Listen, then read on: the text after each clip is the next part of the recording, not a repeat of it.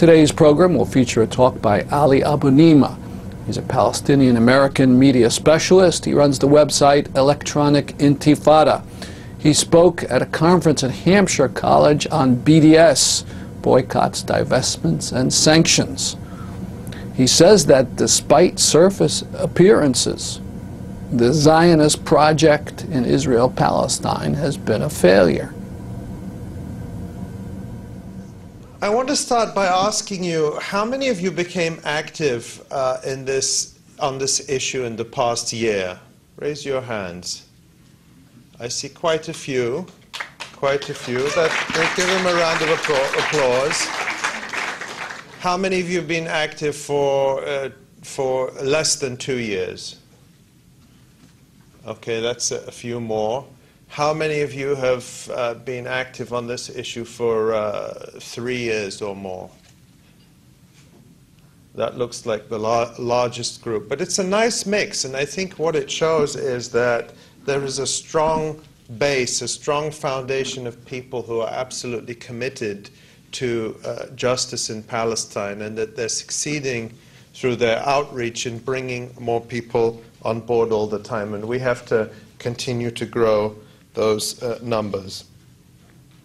A couple of things. You know how Jay Leno does the headlines? No one watches Jay Leno, but you might have seen this yesterday in Yediot Ahronot. I thought I'd share with you. Those of you who follow Israeli football might know that Betar Yerushalayim, Betar Jerusalem, is one of the leading teams in Israel. And the headline is, Betar Jerusalem captain, sorry for wanting Arab player. Betar Jerusalem captain Avram Baruchian met Thursday evening with fans belonging to the La Familia organization and apologized for saying he would like to see an Arab player play in the football team. The fans told him they were hurt by the remark he made about 10 days ago at an anti-violence conference.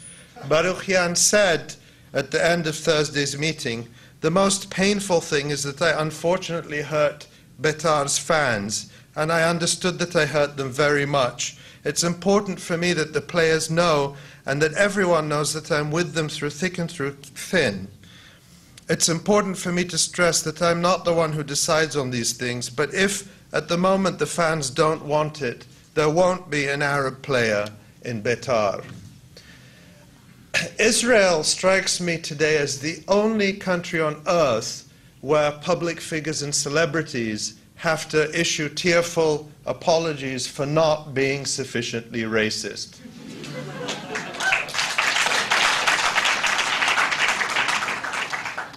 I thought that was really quite incredible.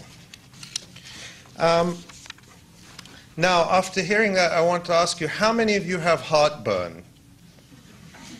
That's a few of you. You don't all have to reveal your medical secrets. Well, this message is brought to you by Prilosec,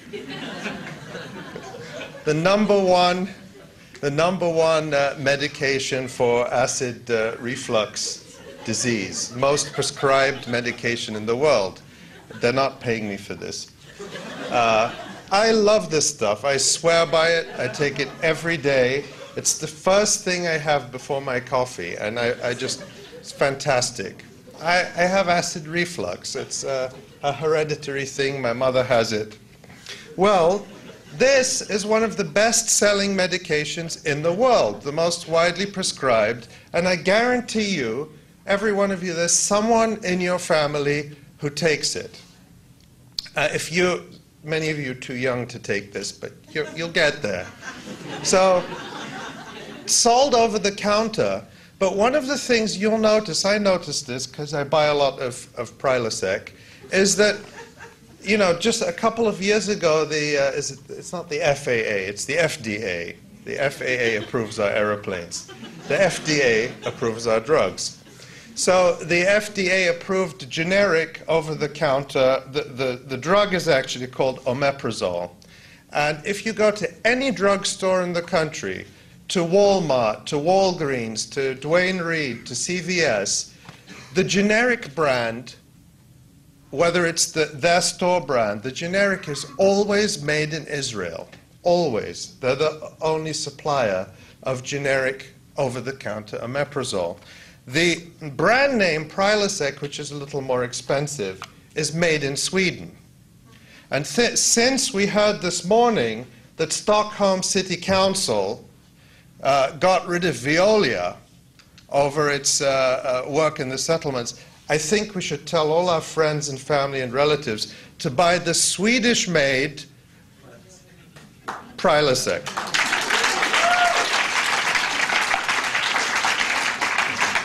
I know that's going to be on YouTube. Lots of people are going to see that. Okay. So, a bit of history. I want to talk about a little bit of history, not too much.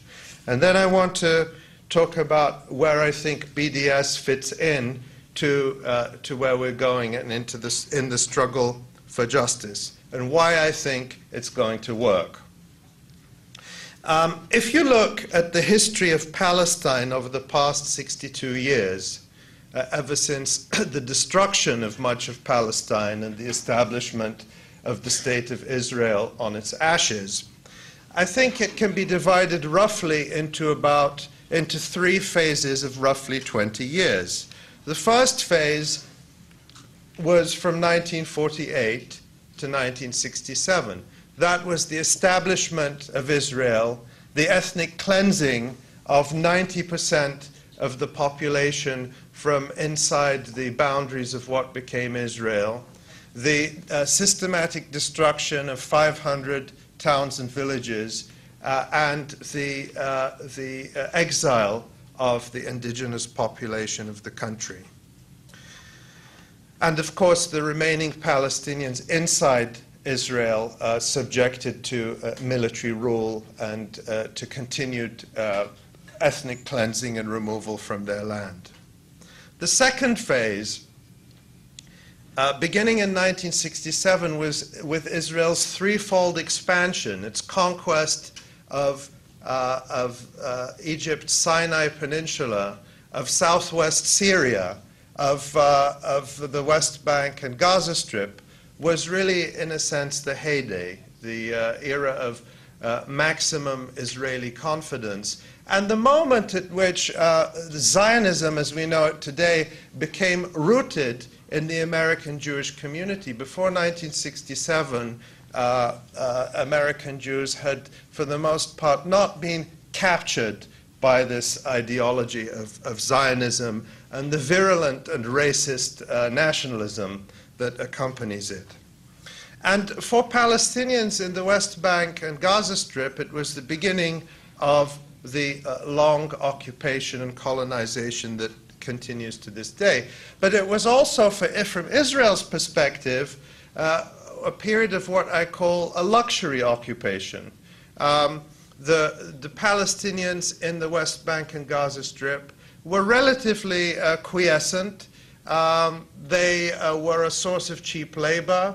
Israelis allowed themselves to travel freely throughout the occupied territories, and it was bliss. It was a situation where Israelis said, well, we don't need to, this is fine. We can stay like this as we build settlements. There's no pressure on us to do anything. We don't have to formally annex the West Bank and Gaza Strip, which would require us to give civil rights and voting rights to the Palestinians living there. So we just keep things as they are. This period of luxury occupation ended in 1987 with the beginning of the First Intifada, which I suspect